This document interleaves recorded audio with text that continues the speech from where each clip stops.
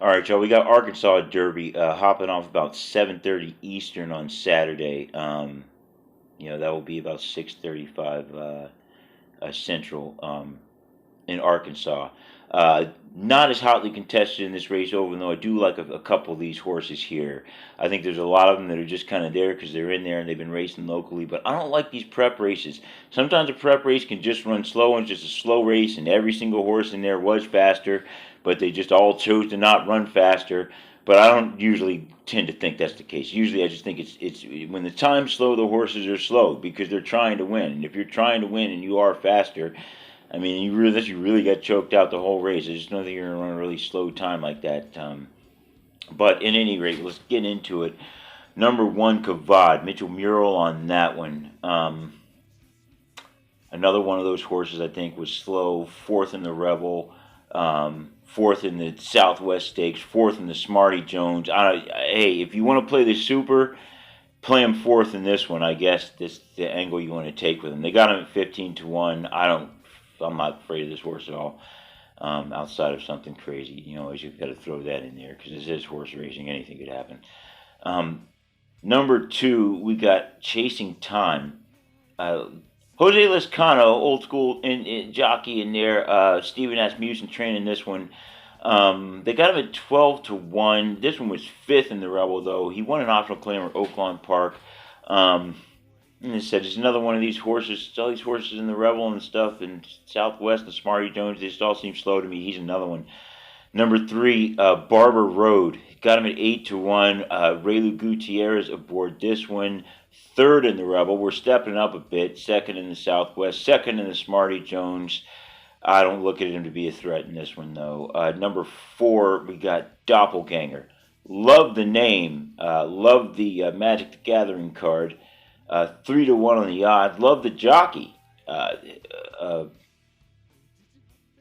Johnny Velasquez on this one. Horse is out of Into Mischief. Mother's father's quiet Americans. You kind of gotta love the breeding. I just don't really love the horse though. I don't know. Didn't really do enough to impress me.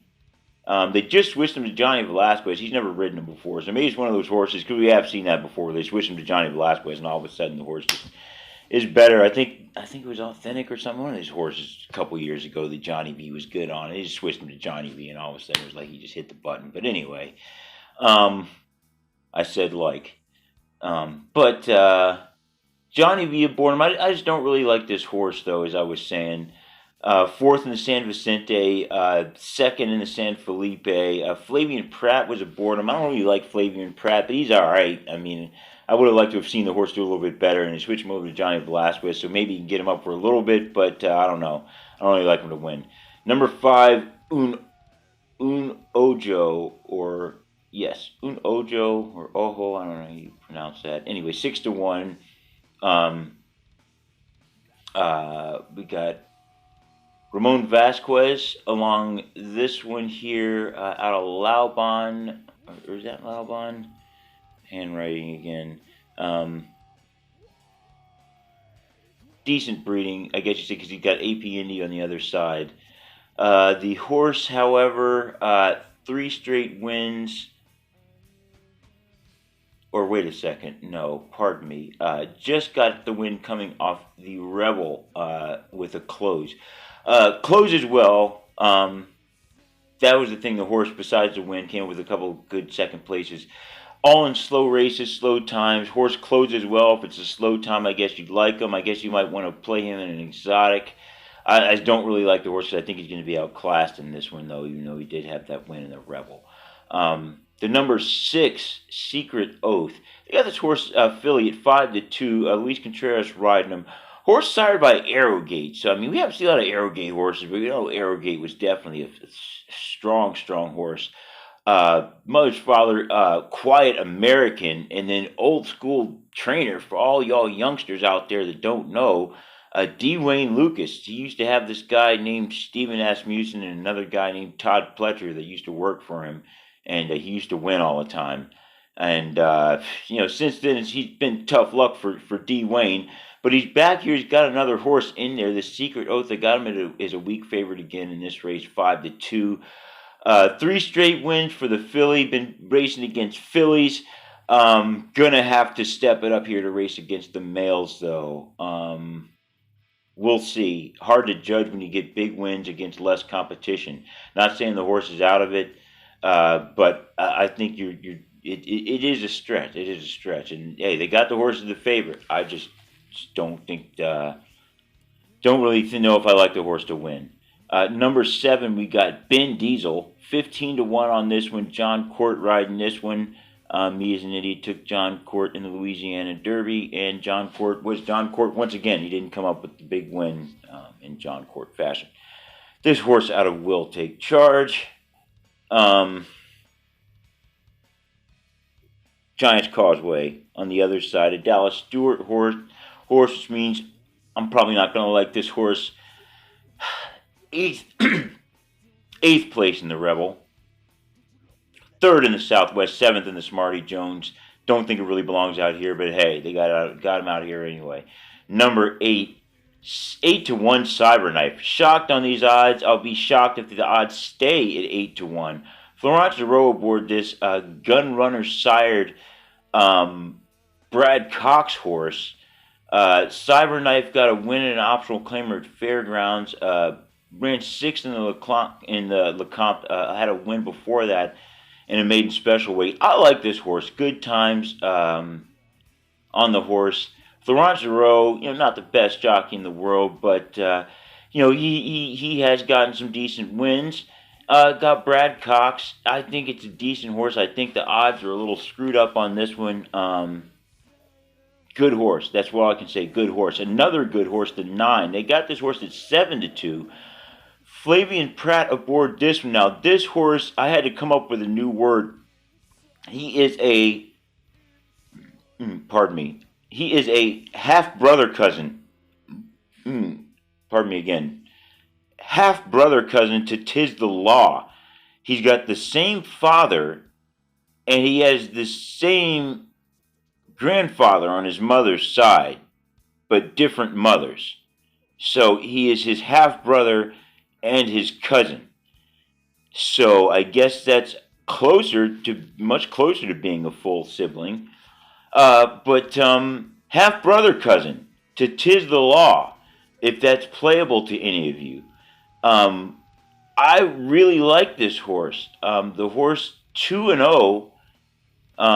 So undefeated in this one. Decent wins. What is that? Mile. 5-month.